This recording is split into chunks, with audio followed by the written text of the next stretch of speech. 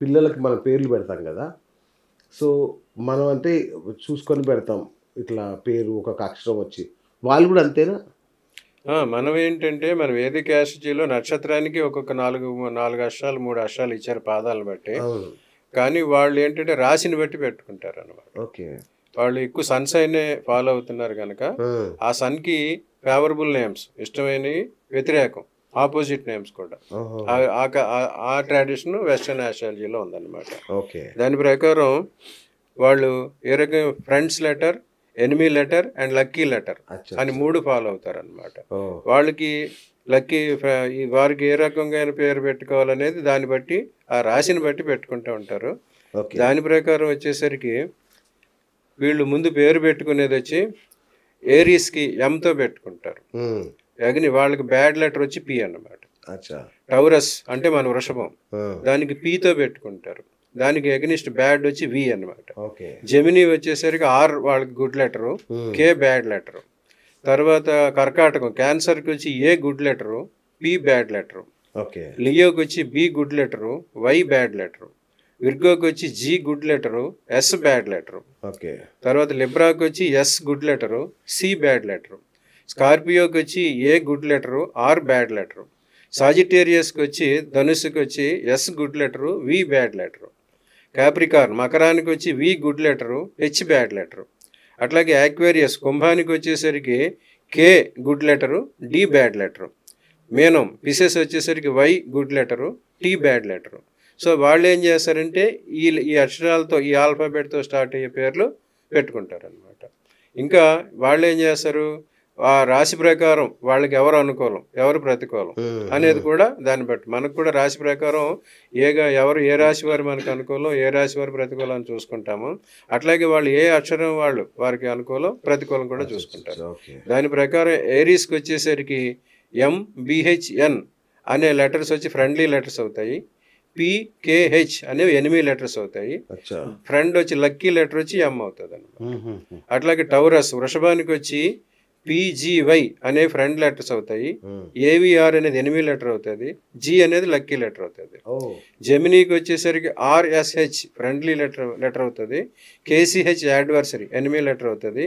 Yes and SH అవి lucky letters అవుతాయి. Okay. క్యాన్సర్కి వచ్చేసరికి ఎన్ఎస్హెచ్ఎండి ఇవి ఫ్రెండ్లీ లెటర్స్ అన్నమాట. ఓకే. వారికి ఆపోజిట్ లెటర్ వచ్చి ఏ అండ్ పి అది ఎనిమీ లెటరు. వారికి లక్కీ లెటర్ వచ్చి ఎస్హెచ్ అండ్ డి ఓకే. ఇది ఫాలో అవుతారు. లియో సింహానికి వచ్చేసరికి ఫ్రెండ్లీ లెటర్లు వచ్చి ఎంవైఎల్ఏ ఈ 4 అక్షరాలు పెట్టుకుంటారు. వాళ్ళకి అగ్నిస్ట్ వచ్చి హెచ్ఆర్. ఇక వారికి లక్కీ లెటర్ వచ్చి ఏ అన్నమాట. విర్గో కన్యకు వచ్చేసరికి జిఆర్ఓ ఇవి ఫ్రెండ్లీ లెటర్స్. ఎనిమీ లెటర్స్ వచ్చి ఎస్ అండ్ టీ అవుతాయి. ఆర్ అనేది లక్కీ లెటర్ అవుతుంది. లిబ్రాకి వచ్చేసరికి ఎస్హెచ్ఎస్కే డిహెచ్ ఈ లెటర్స్ ఏమో ఫ్రెండ్లీ లెటర్స్ అవుతాయి. ఎనిమీ లెటర్స్ వచ్చి సిహెచ్ఎంఎన్ అవుతుంది. లక్కీ లెటర్ ఎస్ అవుతుంది అనమాట.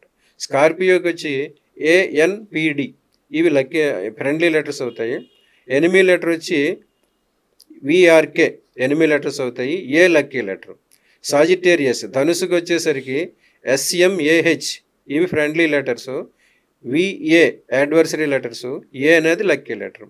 క్యాప్రికార్న్ మకరానికి వచ్చి విఎల్జేకేహెచ్ ఇవి friendly letters. D H M A enemy letters. V lucky letter. ఇక యాక్వేరియస్కి వచ్చి కేఎస్హెచ్ఏఆర్ ఇవి ఫ్రెండ్లీ లెటర్స్ అవుతాయి. ఎనిమీ లెటర్ వచ్చి హెచ్పిడి అవుతుంది. లక్కీ లెటర్ వచ్చి ఏ అన్నమాట. అలాగే మీనం పిసెస్కి వచ్చేసరికి హెచ్ఎన్వై అవేమో ఫ్రెండ్ లెటర్స్ అవుతాయి. టిఎంఆర్ అనేవి ఎనిమీ లెటర్స్ అవుతాయి. లక్కీ లెటర్ వచ్చి ఎన్ అన్నమాట. ఈ రకంగా ఈ సిస్టమ్ ప్రకారం వారు ఫాలో అవుతా వారికి ఏ లెటర్తో ఏ ఆల్ఫాబెట్తో వాళ్ళ పేరు పెట్టుకోవాలి, ఏ ఆల్ఫాబెట్తో పేరున్న వారికి అనుకూలం, ఏ ఆల్ఫాబెట్తో పేరున్నవారు వాళ్ళకి శత్రువులు అనేది కూడా వాళ్ళు చూసుకుంటూ ఉంటారు. ఇప్పుడు మరి పెళ్ళిళ్ళకి మన వాళ్ళు 36 గుణాలు చూడాలంటారు కదా! వాళ్ళు గూడా అలాగే చూస్తారా గురూజీ?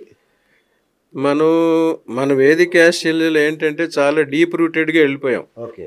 ప్రతిదాన్ని మూలాలకు వెళ్ళిపోయి దాని ప్రకారం చేసుకున్నాము. ఓకే. వాళ్ళు కొంచెం అవుటర్లోనే ఉంటారన్నమాట. హ్మ్. హ్మ్. హ్మ్. పెళ్ళిళ్ళ దగ్గరికి వచ్చేసరికి వాళ్ళు ఏం చేస్తారంటే లవ్ సైన్ అని చూసుకుంటారు అనమాట. లవ్ ఒక్కొక్క సైన్. రాశికి ఒక్కొక్క సైన్ ఉంటుంది లవ్ ఓహ్! సైన్. ఓకే. ఏ రాశికి ఎవరు కంపాటబుల్, ఆ! ఇన్కంపాటబుల్, మనం అంతా ఈ రాశి వారిని చేసుకుంటే మంచిది, ఈ రాశి వారిని చేసుకోరాదు అని మనం చెప్తాం. అలాగే వాళ్ళకు కూడా ఏ రాశి కంపాటబుల్ సైన్, ఎవరు ఇన్కంపాటబుల్, అవి కూడా ఉన్నాయన్నమాట. దాని ప్రకారం అవి చూసుకుంటారు, వాళ్ళు కూడా చూసుకుంటారు, అవి కూడా ఫాలో అవుతారు. దాని ప్రకారం ఏమున్నాయంటే ఏరీస్ మేషానికి వచ్చి compatible science Gemini, Leo, Sagittarius and Aquarius అవుతాయి. ఇన్కంపాటబుల్ క్యాన్సర్ అండ్ క్యాప్రికాన్, వాళ్ళని వారు చేసుకోకూడదు. టౌరస్కి వచ్చి క్యాన్సర్, విర్గో, క్యాప్రికాన్, పిసెస్ ఈ రాశులు వాళ్ళకి అనుకూలం. లియో అండ్ యాక్వేరియస్ అవి వాళ్ళకి ప్రతికూలం. జెమినీకి వచ్చి Aries, Leo, Libra and Aquarius ఇవి వాళ్ళకి compatible science. Virgo and pieces అగ్నిస్ట్ science అని ఇన్కంపాటబుల్. క్యాన్సర్కి వచ్చి Taurus, Virgo, Scorpio, Aries and pieces ఈ 5 రాసులు. లిబ్రా ఒకటే మాత్రం వాళ్ళకి వ్యతిరేకం, ఇన్కంపాటబుల్. లియోకి వచ్చేసరికి ఏరీస్, జెమినీ, లిబ్రా, సాజిటేరియస్ ఇవి కంపాటబుల్. టారస్ అండ్ స్కార్పియో వాటికి ఇన్కంపాటబుల్. విర్గోకి వచ్చేసరికి Taurus, Cancer, Scorpio, Capricorn compatible. Gemini, Sagittarius incompatible. ఇక సాజిటేరియస్ ధనుసు రాశికి వచ్చేసరికి ఏరీస్, లియో, లిబ్రా, యాక్వేరియస్ ఇవి కంపాటబుల్. విర్గో, పిసెస్ ఈ 2 వాళ్ళకి ఇన్కంపాటబుల్. క్యాప్రికార్న్కి వచ్చి Taurus, Virgo, Scorpio and Pisces వాళ్ళకి compatible. Aries and Libra incompatible. Aquarius ఇంకా కుంభరాశికి వచ్చేసరికి Aries, Gemini, Libra and Sagittarius వారికి అనుకూలం. టారస్ అండ్ స్కార్పియో వాళ్ళకి ప్రతికూలం. ఇక మీనరాశి పిసెస్కి వచ్చేసరికి taurus, cancer, Scorpio and Capricorn అవి కంపాటబుల్ సైన్స్. ఇన్కంపాటబుల్ సైన్స్ వచ్చి జెమినీ అండ్ సాజిటేరియస్.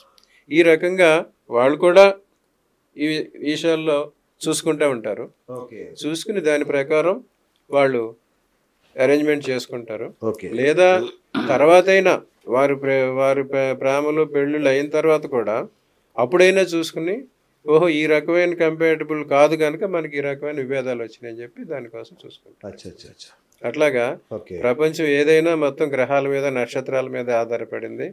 ఒక భాషలో ఒకటి అనుకున్నాం, ఇంకో భాషలో ఒకటి అవుతుంది పేరు, కానీ పరమాత్మ అంతా పదార్థం అంతా ఒకటే, బ్రహ్మ పదార్థం. సరే గురుజీ, ఇప్పుడు మన దగ్గర రాహుకేతులు ఉంటారు, వాళ్ళకి చాలా ప్రాధాన్యత ఇస్తారు మీరు జ్యోతిష్యులు.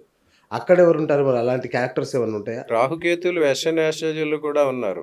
North node and south node అంటారు. అసలు రాహుకేతువుల్ని ముందు ప్రాచుర్యంలోకి వాళ్ళ ఫలితాలు తెలుసుకున్న వాళ్ళే వెస్టర్న్ ఆస్ట్రాలజీ. మన ఇండియన్ ఆస్ట్రాలజీలో పురాతన కాలంలో రాహుకేతువుల్ని గ్రహాలుగా తీసుకోలేదు. 1000 సంవత్సరాలు 10,000 సంవత్సరాల వరకు కూడా రాహుకేతువుల్ని ఛాయాగ్రహాలని వాళ్ళ లెక్కలో తీసుకోలేదండి, వారి ప్రభావం లెక్కలో తీసుకోలేదు. కానీ వెస్టర్న్ ఆస్ట్రాలజీలో శని ప్రభావం ఎక్కువ, ఈ రాహుకేతువుల ప్రభావం కూడా ఎక్కువ ఉంటుంది అన్నమాట.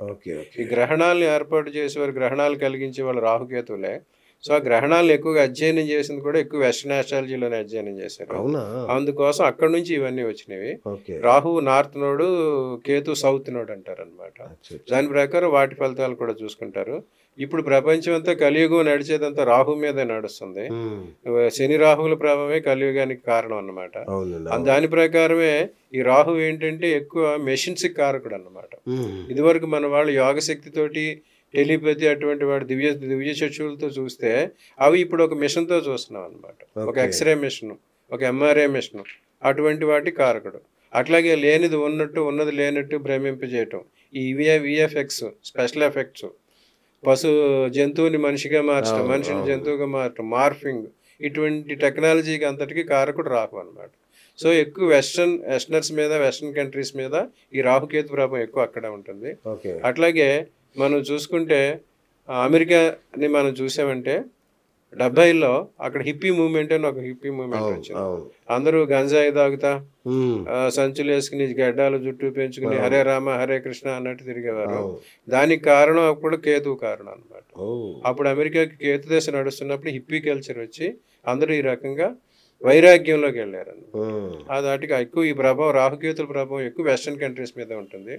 అట్లాగే ఇంకో విషయం కూడా మనం చూసుకుంటే విదేశాలకు వెళ్ళిన ప్రతి వాళ్ళ మీద రాహుకేతుల ప్రభావం ఉంటుంది.